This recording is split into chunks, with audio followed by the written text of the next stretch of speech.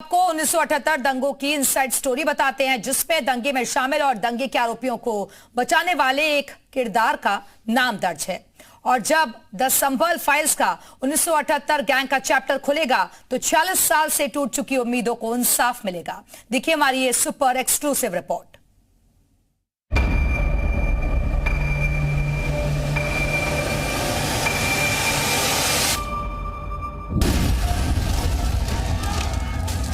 उन्नीस से लेकर के अब तक 209 हिंदुओं की निर्मम हत्या वहां हुई है। संभल के अंदर 209 हिंदुओं की।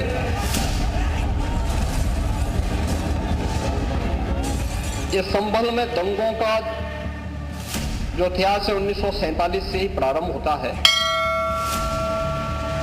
संभल में 46 साल बाद सिर्फ मंदिर के कपाट ही नहीं खुले हैं, बल्कि अब मुख्यमंत्री योगी आदित्यनाथ 1978 के दंगों की फाइल भी खोलने जा रहे हैं।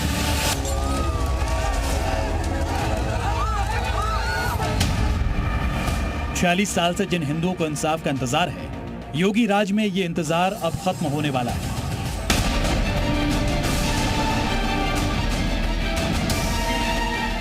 एक दिन पहले विधानसभा में सीएम योगी ने संभल के दंगों का जिक्र किया और एक दिन बाद सूत्रों से खबर आ रही है, संभल की मुरादाबाद के कमिश्नर आंजनेय सिंह ने अधिकारियों से संभल दंगे के रिकॉर्ड तलब किए। एक तरफ पुलिस संभल दंगों की फाइल्स को दोबारा खोल रही है, तो वहीं डीएनए में हम आपको संभल फाइल्स की इनसाइड स्टोरी दिखाते हैं। जी न्यूज के हाथ लगे संभल दंगे की फाइल्स में दंगे को लेकर हर एक डिटेल मौजूद है। संभल की गलियों में 46 साल पहले जो मंजर था, उसका अंदाजा भी नहीं लगाया जा सकता। हालात ये थे कि मुस्लिम दंगाइयों की भीड़ ने हिंदुओं के दुकान मकान को आग के हवाले कर दिया, उन्हें लूट लिया। हिंदुओं को काटा जा रहा था, लेकिन उन्हें रोकने के लिए खाकी दूर दूर तक नहीं थी। संभल की दंगा फाइल्स में इस बात का भी जिक्र है कि पुलिस आई क्यों नहीं। आरोप है कि फरहत अली जिलाधिकारी ने इस पर कोई कार्रवाई नहीं की। जब पुलिस आई तो 184 हिंदू मारे जा चुके थे। फरहत अली की भूमिका को लेकर भी सवाल खड़े किए गए कि फरहत अली ने कोई कार्रवाई नहीं की। आप लोग क्या फरहत अली से मदद मांगे थे? हम तो चश्मदीद थे, हमने तो पैर तक पकड़े थे फरहत अली के कि वहाँ धुआं उठ रहा है फड़ में, नखासे में आप फोर्स भेजिए। बोले फोर्स है नहीं मेरे पास, कहाँ से भेजूं? तो बहुत उनसे खुशामद करी सब मार्केट के व्यापारी वर्ग ने, लेकिन पता नहीं सत्ता का दबाव था या वे मुस्लिम, उन्होंने नहीं भेजे। संभल की मेंबर ऑफ पार्लियामेंट में शांति देवी यादव हुआ करती थी, वो कोतवाली आती हैं। कोतवाली आकर उनके द्वारा एक्शन इनिशिएट होता है। कलेक्टर को उन्होंने तुरंत कहा कि क्यों चौरे भरत हुआ, मरवाए दे तूने हिंदू संभल के। 184 हिंदुओं का कत्लेआम करने वाली भीड़ कितनी बड़ी रही होगी, इसका अंदाजा लगाना मुश्किल नहीं। लेकिन इस मामले में सजा एक आदमी को भी नहीं मिली। क्यों? इसका जवाब भी जी न्यूज के हाथ लगे संभल फाइल्स में है। इस दंगे में मुख्य अभियुक्त इरफान, वाजिद, जाहिद, हथौड़िया का शाहिद, कामिल, अच्छन, मंजर आदि बनाए गए। 2010 में कोर्ट में गवाह हॉस्टाइल हो गए और मुकदमे को बंद कर दिया गया। तब माननीय न्यायाधीश ने यह भी लिखा था कि मैं सोच भी नहीं सकता ऐसे लोगों को फांसी नहीं हो रही है और गवाह हॉस्टाइल हो रहे हैं।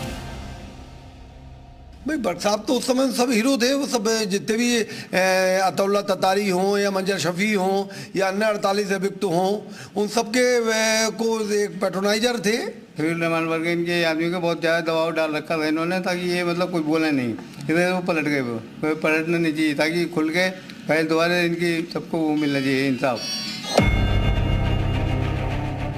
सबूतों और गवाहों को मद्देनजर रखते हुए संभल में हिंदुओं की हत्या करने वाले आरोपी बरी हो गए, लेकिन यह भी जानना जरूरी है कि आखिर गवाह हॉस्टाइल कैसे हुए।